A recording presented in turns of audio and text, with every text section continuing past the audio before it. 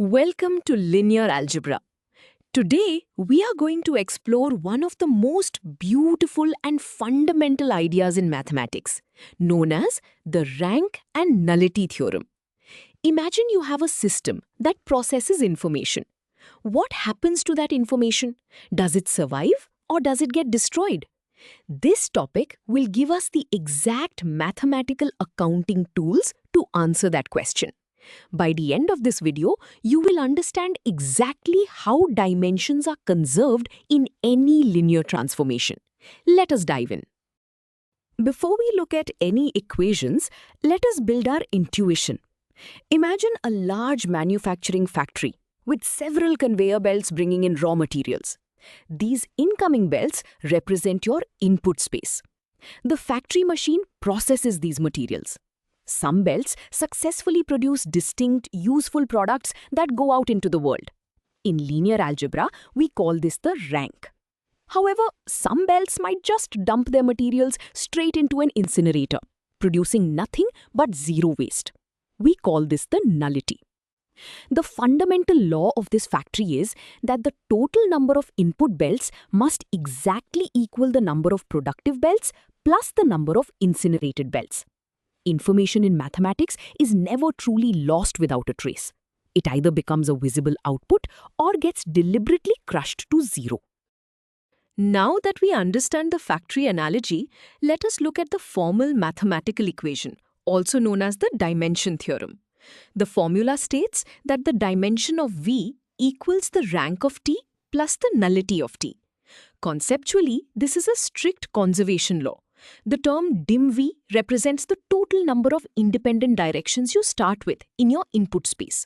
The rank of T represents the dimension of the output range, showing how many independent directions actually make it through the transformation. Finally, the nullity of T represents the dimension of the null space, which is the number of independent input directions that are crushed to exactly zero. If the rank increases, the nullity must decrease by the exact same amount. Every single dimension must be accounted for. Before we prove why this theorem works, let us see it in action with a concrete example. We are given a specific matrix transformation and we need to find its rank and nullity. Our matrix A has 2 rows and 3 columns, and it is already in reduced row echelon form to make our calculations clear. The first step is to identify the dimension of our input space. We do this by looking at the number of columns in the matrix. Because it has 3 columns, it must multiply with vectors that have 3 components. Therefore, our starting input space is 3-dimensional. We have established our total starting materials. Next, we will determine how many of these dimensions survive the transformation. Continuing with our matrix, we now look for the rank. The rank of a matrix is simply equal to the number of pivot positions it has. A pivot is the first non-zero number in a row.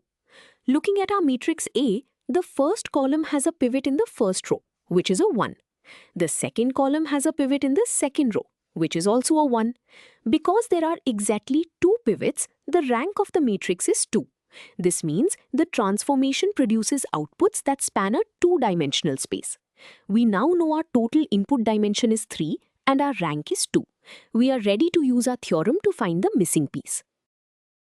We now apply the rank-nullity theorem to calculate the nullity rather than solving for the null space from scratch.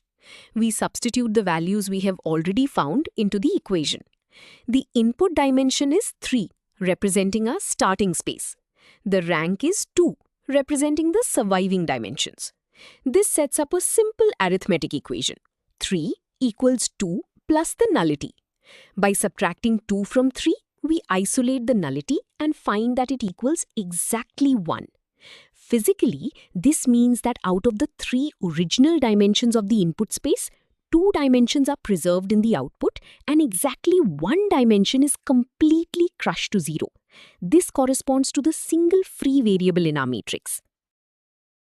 Let us look at a more abstract example from calculus to see how universal this theorem is. Consider the vector space of all polynomials of degree 2 or less, which we call P2. A typical polynomial in this space looks like ax squared plus bx plus c. We define a linear transformation D that takes a polynomial and takes its derivative. First, we must determine the dimension of our input space by counting how many independent terms it has. It is built from three independent building blocks, x squared, x, and the constant 1. Because there are three independent building blocks, the dimension of this input space is exactly 3. Next, we will figure out the nullity by asking ourselves what kind of polynomials become 0 when we take their derivative. We apply our derivative operator d to the general polynomial and set it to 0. The derivative is 2ax plus b. For this derivative to be 0 everywhere, the coefficients a and b must both be 0. The only part of the original polynomial that can survive is the constant term c. In calculus, we know that the derivative of any constant number is always 0. Since the null space consists entirely of constant polynomials, which are multiples of a single building block, the null space is one-dimensional. Therefore, the nullity is exactly 1. We now have two crucial pieces of information. The total input dimension is 3, and the nullity, representing the crushed dimensions, is 1. We plug these directly into the rank nullity theorem to find the remaining unknown, which is the rank. We set up the equation 3 equals the rank of D plus 1. Subtracting 1 from 3 gives us a final answer. The rank is 2. This makes perfect sense practically. When you take the derivative of a quadratic polynomial, you get a linear polynomial, which has two building blocks, x and a constant. The output space is indeed two-dimensional, and the theorem perfectly predicts the behavior of derivatives. So, we have successfully used the formula in two different contexts. Now that we have seen it work, let us understand where it comes from by proving it step by step. We will start by looking at the inputs that get crushed to 0. Let the dimension of our input space V be n. Let the nullity of our transformation T be k. This means there is a set of k independent vectors that form a basis or a set of foundational building blocks for the null space. We call this set n. Each vector in this set has this special property that when we apply the transformation T, the result is exactly the 0 vector. This is our starting foundation. Because these k vectors live inside the larger input space V, they do not describe the whole space yet. We can add more independent vectors to this set until we have a complete basis for the entire input space. We call this new complete basis B, adding n minus k new vectors. To find the rank, we need to look at what happens to this entire basis when we push it through the transformation T. We apply T to every single vector in this set. But remember our initial definition? The first k vectors belong to the null space. Therefore, applying T to any of those first k vectors simply results in the 0 vector. We can replace those first terms with zeros. The 0 vectors do not contribute to the dimension of the output space because they do not point in any useful direction. We can completely ignore them. The only vectors that actually build the output space are the remaining ones that did not get crushed. We group these survivors into a new set R, which spans the range. If we count the vectors in this set, there are exactly n minus k vectors. Therefore, the rank is exactly n minus k. By simply rearranging this basic algebraic equation, moving k to the other side, we arrive at the final rank nullity theorem. The total input dimension n equals the rank plus the nullity. We have successfully proven the conservation of dimensions. Now that we have proven the theorem algebraically, let us look at a visual representation of what we just discovered. On the left, you see the entire input domain V, which has a total dimension of n. Notice how this space is divided into two distinct territories. The inner circle represents the null space, which has a dimension of k. Follow the arrow from the null space. It maps directly to a single point, the 0 vector, in the output space on the right.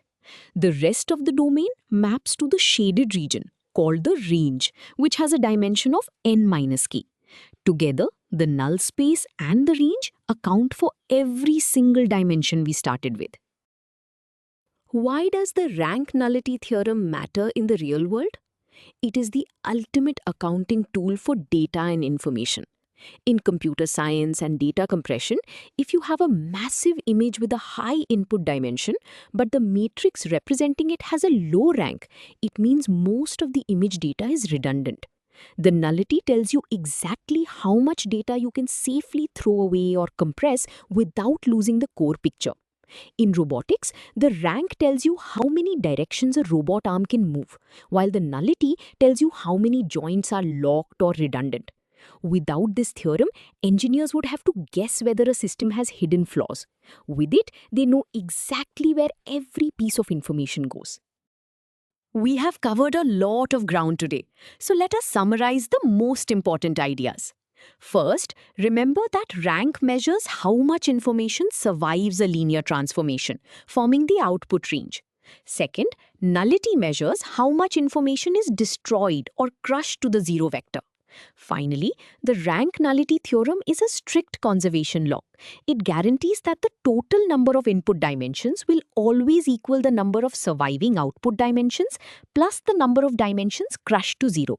By knowing any two of these values, you can instantly reveal the third. You now have a complete, foolproof picture of how mathematical systems behave.